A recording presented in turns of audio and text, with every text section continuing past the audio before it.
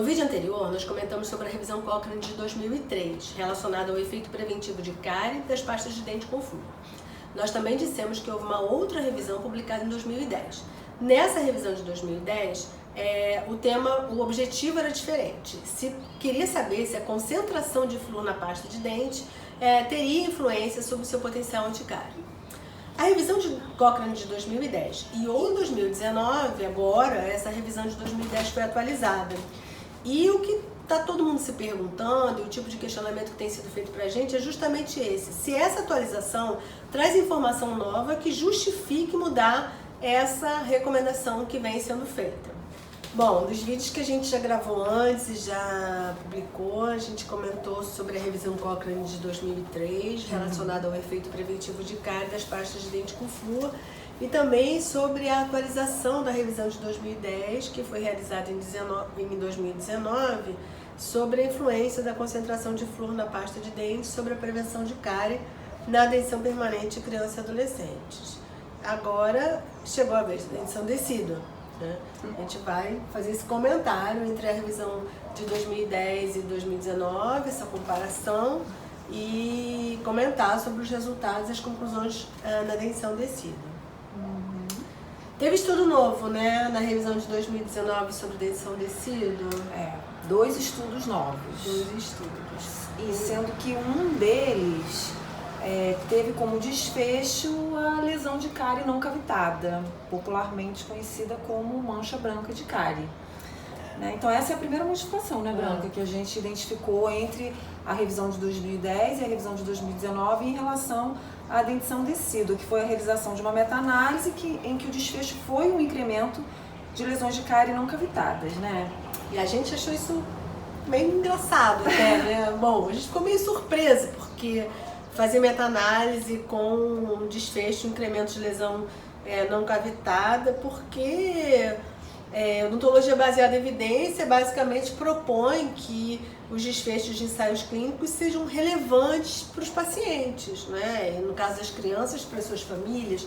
E tem inúmeros estudos mostrando que lesões de cárie não cavitadas não são percebidas como um problema que causa impacto na vida das crianças e das suas famílias. Então, apenas as lesões de cárie dentina seriam consideradas importantes. E por isso eu acho até que tradicionalmente esse tem sido sempre o desfecho nas revisões Cochrane, né? Sobre cárie, sobre cárie, prevenção de cárie e tal, especialmente com o uso do flúor, né? Também tem essa coisa de que as lesões não cavitadas raramente progridem para a dentina. Quer dizer, o número de lesões que progridem é baixo, a gente tem muito estudo sobre isso. Então a importância desse desfecho realmente é questionável, né? E também há décadas já se sabe que o flúor, né, o benefício anticárie do flúor não vem pelo fato dele impedir o processo de desmineralização, né? O flúor atua na DSRE, reduzindo a velocidade de progressão das lesões de cárie. Então, realmente a gente ficou surpresa de ver uma meta-análise em uma revisão Cochrane, incluindo ensaios clínicos que tiveram como desfecho lesões de cárie não cavitadas. Essa foi a primeira grande mudança. Na verdade, na revisão de 2010 já havia um estudo um estudo que incluía lesões não cavitadas de cárie, mas agora com a inclusão de outro estudo eles fizeram uma meta-análise. E às vezes eles até apresentam no gráfico da meta-análise, né, mesmo quando só tem um estudo, mas isso acho que não aconteceu na outra revisão, né? Aparece sim só um comentário sobre esse estudo no texto, mas não é dada nenhuma ênfase. Então assim, a gente realmente ficou surpresa com essa ênfase. E aí a gente nem vai comentar esse resultado. A gente vai partir mesmo para o resultado que é relacionado à cárie dentina, que é o desfecho verdadeiro, né? Verdadeiro, relevante e tal, que é centrado realmente naquilo que é importante para o paciente. Então, assim, 2 estudos que já haviam sido incluídos em 2010 compararam o efeito de pastas de dentes fluoretadas com pastas de dentes sem flúor na dentição decídua. Então, não tem nada de novo em relação a isso. Em ambos, as pastas de dentes fluoretadas tinham 1.500 ppm. Os dois encontraram efeito significativo a favor da pasta de dente fluoretada, um ao nível do dente e outro ao nível da superfície. Então não tem meta-análise, mas individualmente esses estudos mostram realmente um benefício, então com efeito protetor da pasta de dente com 1.500 ppm em relação à pasta de dente sem flúor na dentição decídua. Né? Então parece não haver dúvida sobre o efeito protetor, né, da pasta de dente de 1.500 ppm para proteção de cárie na dentição decídua. Isso. E aí tem as comparações, né? Agora a gente vai falar sobre as comparações dos estudos que incluíram diferentes concentrações de flúor, né? E aqui outra mudança que chamou bastante a nossa atenção é porque a estratégia usada em 2010 foi diferente da estratégia que foi adotada agora mais recentemente em 2019.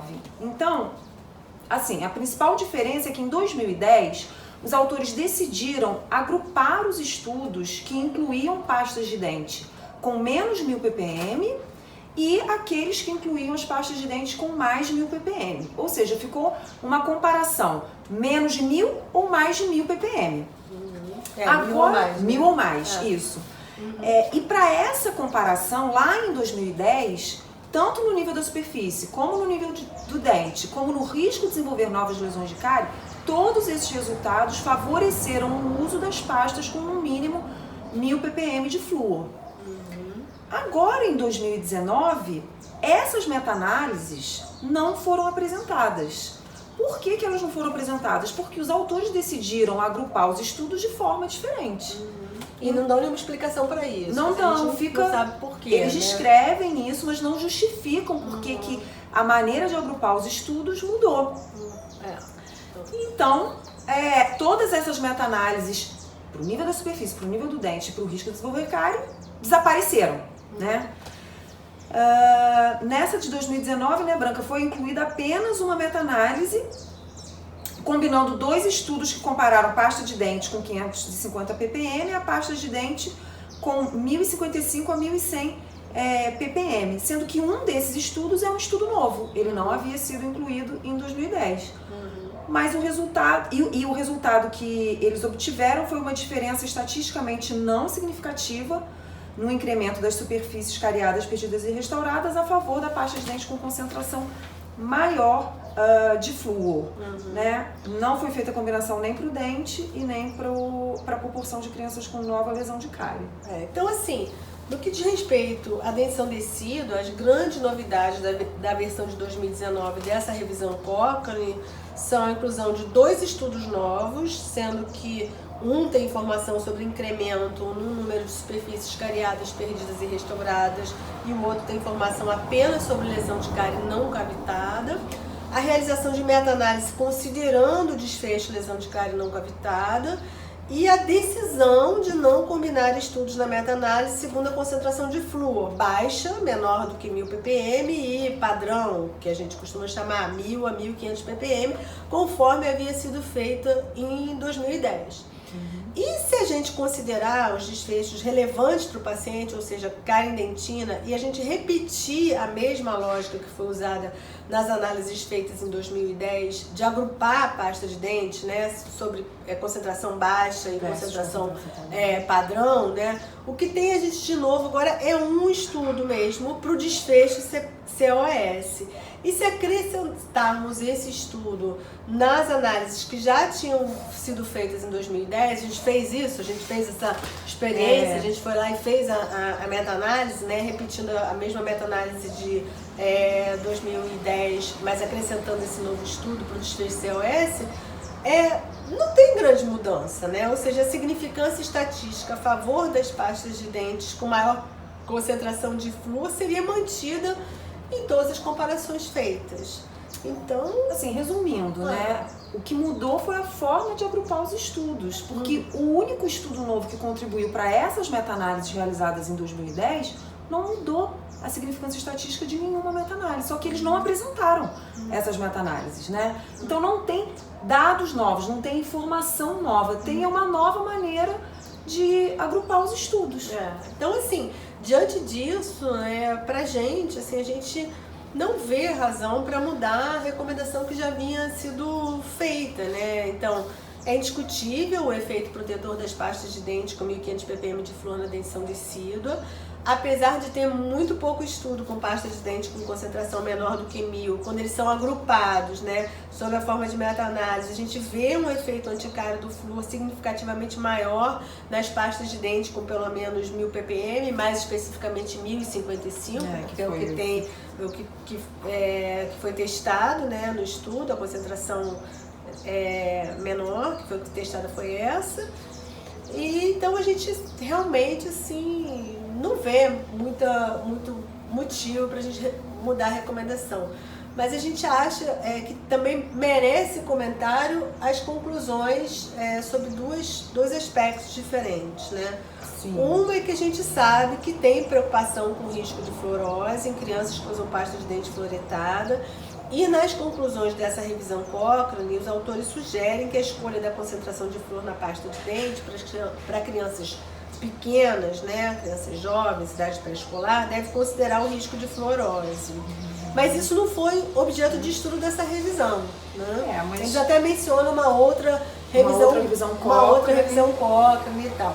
Só que até nessa revisão Cochrane não foi especificado o desfecho fluorose que fosse esteticamente relevante. Então, a esse respeito, a gente gostaria de lembrar que a gente tem uma revisão sistemática publicada na Caris sobre isso, em 2013, que a gente não encontrou evidência de que usar pasta de dente com menos de 1.000 ppm nessa faixa etária onde a criança é mais vulnerável ao desenvolvimento de fluorose nos incisivos, né, que são os dentes então mais relevantes para a estética, exista a possibilidade de reduzir o risco de uma fluorose com um efeito estético indesejável. Então, eu acho que isso não tem nenhum estudo novo sobre isso, não, né? São apenas 2 estudos. São apenas esses 2 que a gente já avaliou anteriormente, não tem nenhuma novidade, então eu acho que mantém isso, né?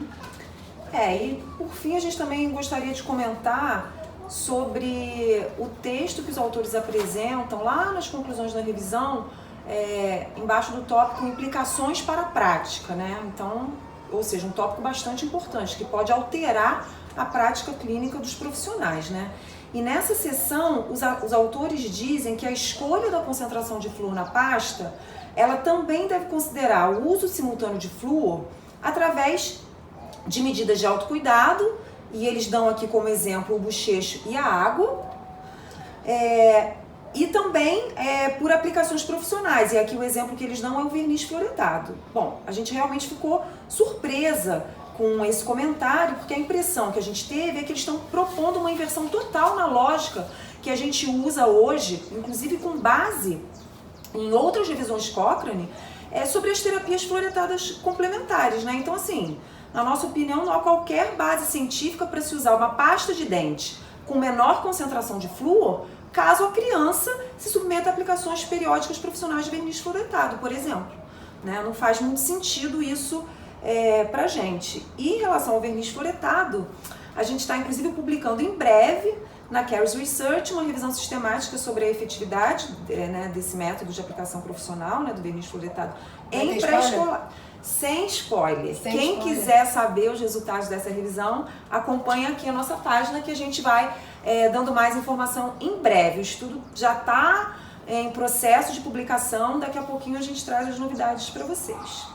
Enfim, né, como cansa de dizer o professor Jaime, né, nosso guru do flúor, a pasta de dente fluoretada é a forma mais racional de uso de flúor para combate à cárie, ainda eu acho que isso não muda nada, né, e o que a gente se preocupa e a gente espera que não aconteça é que as conclusões dessa revisão acabem por colocar em risco essa importante medida de saúde pública, né? Então acho que a gente tem que ser bem cauteloso, bem criterioso ao tentar traduzir isso que está nas conclusões da revisão para a prática clínica. Como a gente já falou antes, no outro vídeo sobre a dentição permanente, a gente recomenda que não se leia apenas o resumo da revisão, né, mas que se vá lá ler realmente o conteúdo, observar as diferenças, né, entre as duas, né, para você, cirurgião dentista, principalmente, ter mais base, né, se sentir mais seguro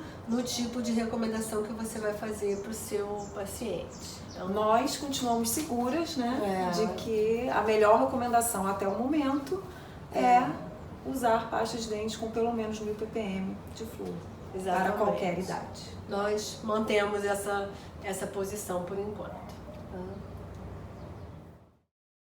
Se você quiser conhecer mais sobre o nosso trabalho, visite nossa página no Facebook ou acesse nossa conta no Instagram.